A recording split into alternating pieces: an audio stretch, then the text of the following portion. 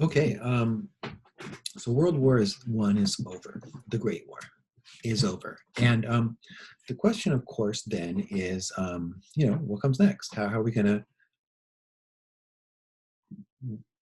create peace in an area where there was once war? And President of the United States, Woodrow Wilson, who's a really highly rated president. One day I want to take a look at presidential rankings as voted on by college students over the last 75 years. Wilson is a really highly rated president. I don't, I don't want to call the guy overrated, but um, he was a fine president. I don't really know why he was considered so high. But anyways, he shows up with this really great idea called the 14 points. And it's 14 ideas of how to create peace. And Wilson really wants peace. He really wants fairness because he doesn't want the US to have to go back to war. He says, if we can create a peaceful Europe, maybe we won't have to deal with any of that. We'll be able to trade freely with our European partners. It'll be a positive all across the board. So he shows up and he has ideas like no more secret alliances. Militaries should be cut down enough to protect the country, but not have an offensive military. Um, each government should have full control of their land. We should break up certain big countries, Germany and Austria, um, and we should try and create new countries based on ethnic, historical, ethnic, and cultural lines. And lastly, his last idea, his best idea, arguably, is that there be a League of Nations. He calls it the League of Nations, um, where we discuss problems before they lead to war. Let's not have war anymore. Wilson really tries hard to bring ideas that will um, create peace. One of the biggest challenges, though, is that Britain and France want to hurt Germany. They still see Germany as being potentially more powerful. This war was fought mostly in France, right on the border, but in France.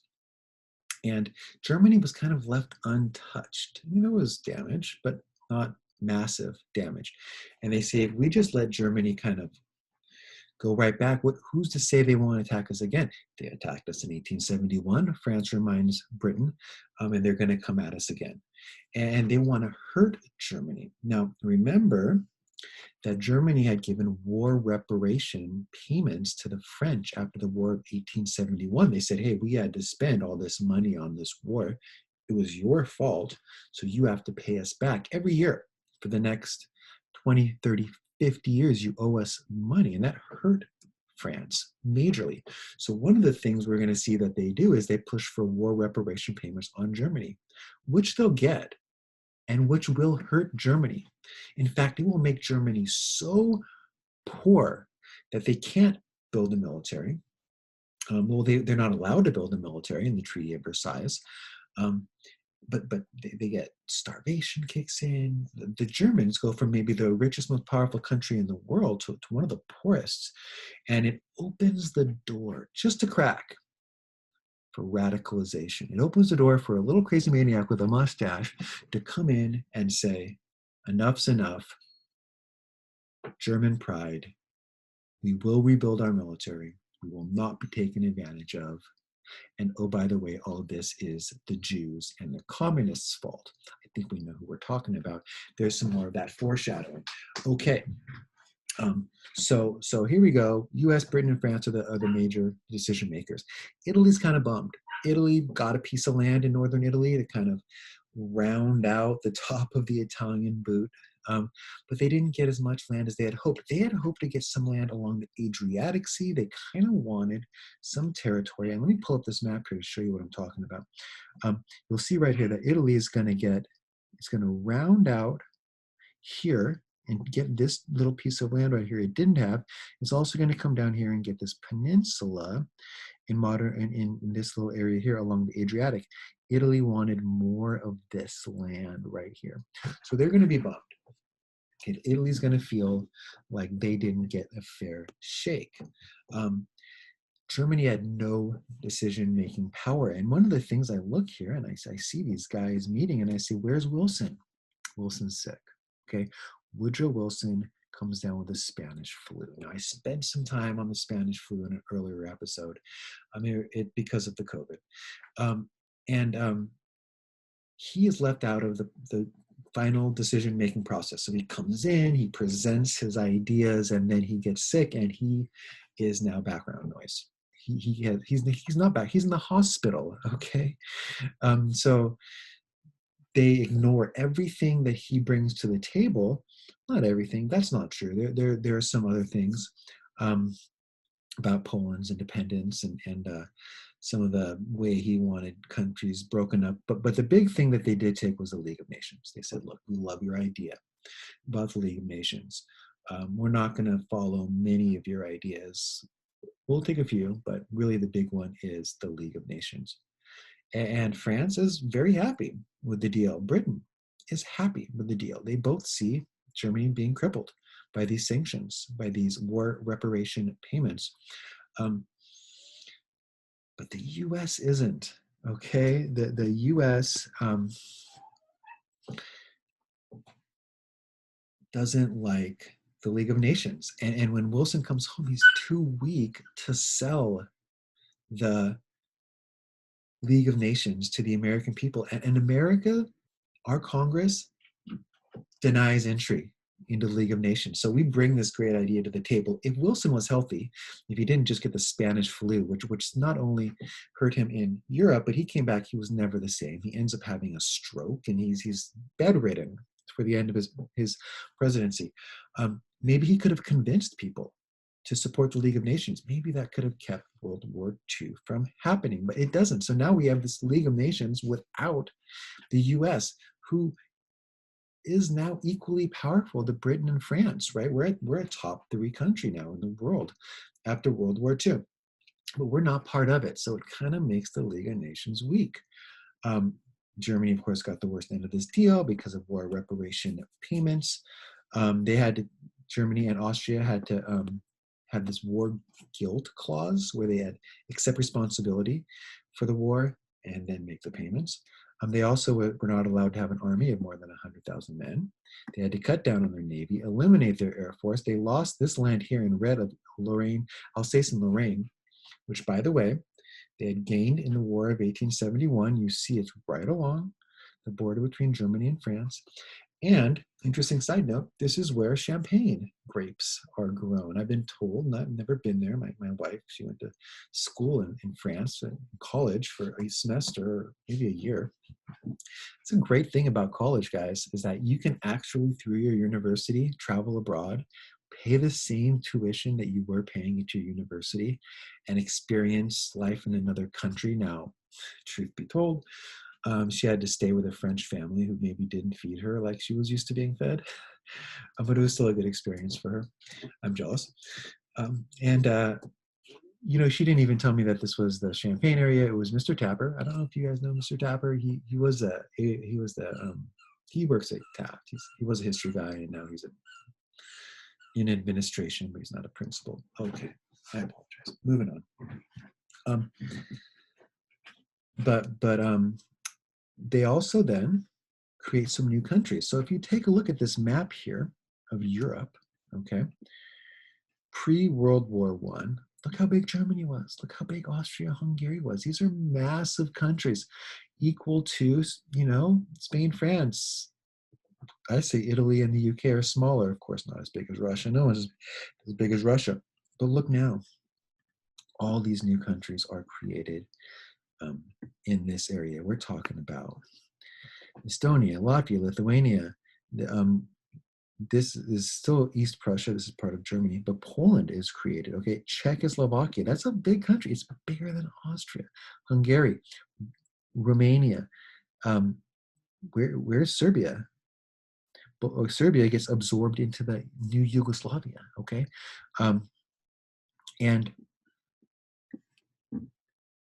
this is a problem. We talked about Czechoslovakia being broken up into the Czechs and the Slovaks. These are different ethnic groups. We're also going to see Yugoslavia being a problem. And the way that Germany was broken up with East Prussia over here, that never works. You can't have a country split with, it doesn't work. Um,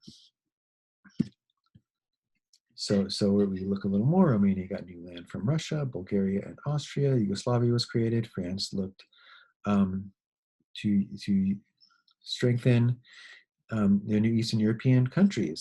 So yeah, they try to make Poland strong so that Germany won't be strong, right? They try to make the Baltic states strong or Yugoslavia strong so that Germany and Austria can't dominate anymore. Um, they were made, but some of these countries were made too big, which left minority groups that felt left out. This would become a problem. Here is the real problem, though, and I want to spend some time right here. The Ottoman Empire. Look, the Ottoman Empire used to control this massive chunk of land. Don't forget, the Ottoman Empire had the whole Middle East, okay? They had all of North Africa, Turkey. They had a bunch of land in Europe for hundreds of years, right? We talked about them. They took old Constantinople in 1454. They expanded all the way up to Austria. They were huge.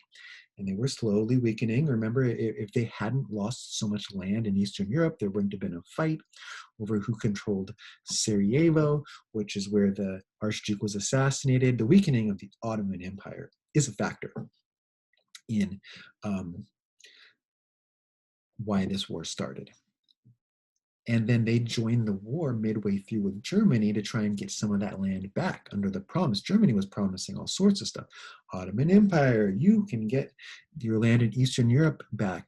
Mexico, if you attack America, we will give you back your land they took in the Mexican-American War. Of course, it doesn't work, right? They lose. So what happens to the Ottoman land? Well, we're going to find out that there's actually a war to see who would control Turkey, but Turkey wins, and they take this land and call it Turkey. But remember, the Egyptians and the Arabs helped England fighting the Ottomans, right? Once the Ottomans jumped in the war. So Egypt got control of its land in 1922. Arabia stays independent. It isn't taken by any of the European powers. But this area right here, okay? This area is called the Middle East. Well, I guess this is the Middle East too, but let's focus here.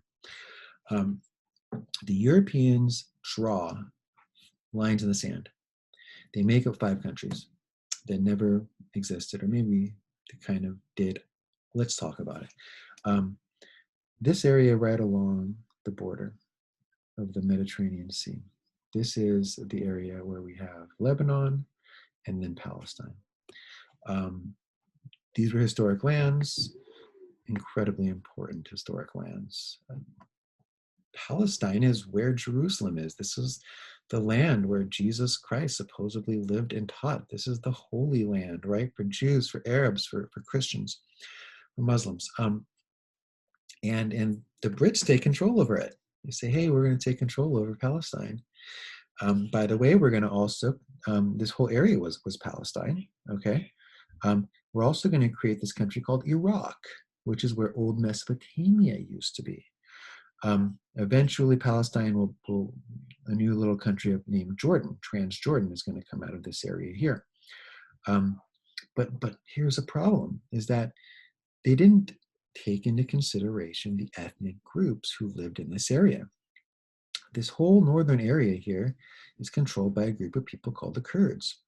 They still live there, and they don't have their own country. Oh man, tragically, a handful of years ago, our president allowed Turkey to come in and attack and take huge chunks of their land after they had just helped us defeat ISIS less than a decade earlier. These people must really feel betrayed by the United States. Our president was President Trump, who betrayed the Kurds, and the Kurds fought under President Obama. That's kind of a challenge of dealing with America, right? Is that one president can come in and erase everything the former president did, and then where does that leave countries who were allied with us or problem, right? Iraq, we've been to war with Iraq twice in my life, in the last 30 years. Biggest hotspot's Palestine. Okay, we're going to find out, and I'm not going to get into the whole story today, but there's going to be a movement of European Jews to move into Palestine because Jewish people have been treated terribly by Christians in Europe. But the problem is that there were already people living there. So what happens to them? Well, today, this is one of the hot spots of the world because no one really has that answer. A new country was created there called Israel. We're going to get into all the details of what happened to the Palestinians who lived there before. Bottom line, Europeans come in and draw a bunch of lines in areas that they don't quite understand. Underneath European control, they allow migrations of groups into the area that's going to cause future problems. I mean, terrorism comes in a large part. The terrorists, the terrorists that attacked our country on September 11th come from Arabia, 17 of them from the Middle East. One of the reasons that they attacked was because of Israeli treatment of the Palestinians who used to live there before the Israelis came in. Look, this is, and look, Jewish people had lived there 2,000, 3,000 years ago. It's a mess. And when the Europeans decide that they're going to draw lines in the sand and decide who gets what, they inherit that mess. And it's still with us today. Ask September 11th, 2001. Ask Osama bin Laden. Well, you can't, obviously. But maybe, I hope you get the picture. If you don't, we're going to spend plenty more time talking about it. It's a big deal in understanding our modern world. Okay. What are the long-lasting effects? Well, it certainly slowed down the progress. 10 million plus people died. It made the idea of a strong central government more popular. We need to have a strong military now to defend ourselves. And the creation of all the new states led to many problems. Here's a death count. How many died in this war? 1 million Austrian-Hungarians, almost 2 million Germans, 1 million plus French, almost 2 million Russians, almost 1 million Brits. Not that many Americans, but look at the wounded numbers now. We're looking at, that's 20 million wounded for a total, if you count the wounded, of almost 40 million people were hurt by this.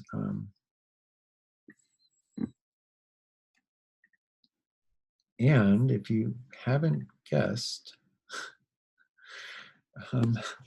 World War I causes World War II. Yeah, the peace agreement, the Treaty of Versailles, is going to be the cause of World War II.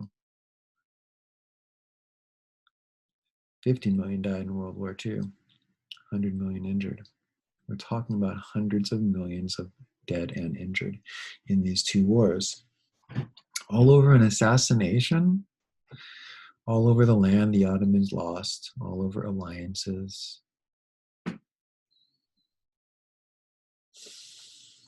The Germans were never fully satisfied. They thought it was unfair. Wilson knew the peace wasn't strong enough, and all the space was in the League of Nations, which the US refused to join.